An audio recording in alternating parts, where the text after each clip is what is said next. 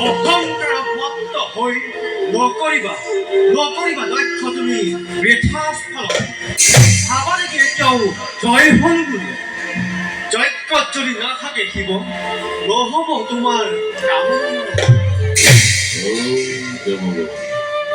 এতিয়াও নগৈছিল তেন্তে মনৰ সংশয়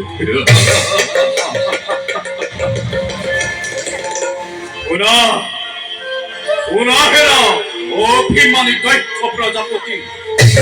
উচ্চস্বৰে কওঁ মই শুনা কাণ পাতি নীৰৱ দৰ্শক হৈ আছো মাত্ৰ চাওঁ বাৰু কি পাদৰে তুমি এই যজ্ঞ কৰা সম্পাদন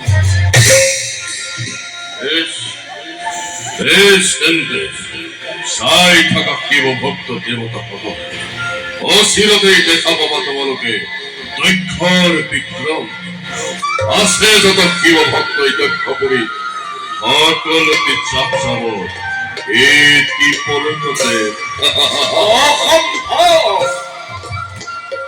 সম্ভৱ সম্ভৱ সম্ভৱ অসম্ভৱ অসম্ভৱ অসম্ভৱ চাই থাকা অসম্ভৱক কি তৰে মই কৰো সম্ভৱ গুৰুদেৱ ৰৈ আছে কিয় কিয় ভিন্ন মন্ত্ৰ কৰি উচ্চাৰণ জয়পন্ন হতে দিয়া গণতি পলমে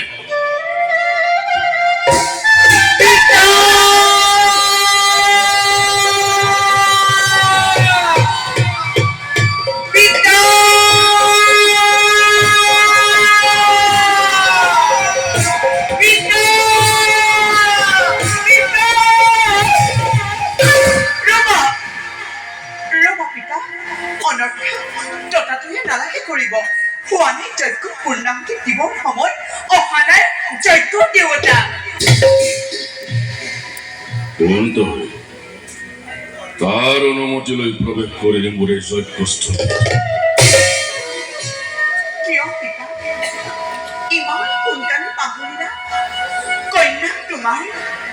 তোমারই কন্যাময় সতী যজ্ঞর বার্তা শুনি সতী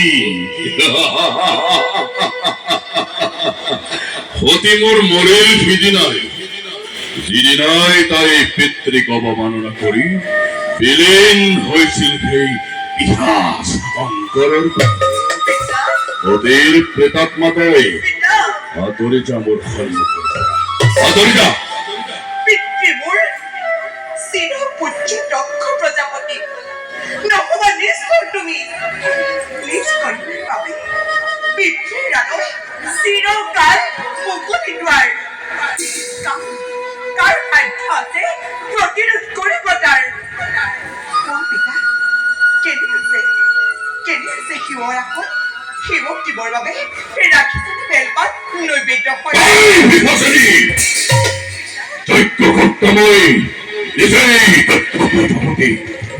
মোরে পবিত্র যজ্ঞস্থলে নাই তোর সেই সদাকারী অঙ্কর এখন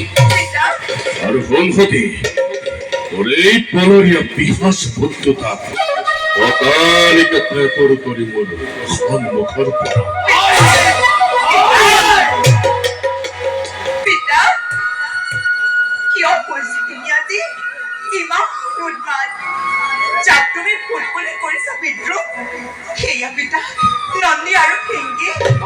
পুত্ৰ তুল্য মোৰ প্ৰাণৰ অধিক প্ৰভুৰ আদেশ কৰি আমি মোৰ সমে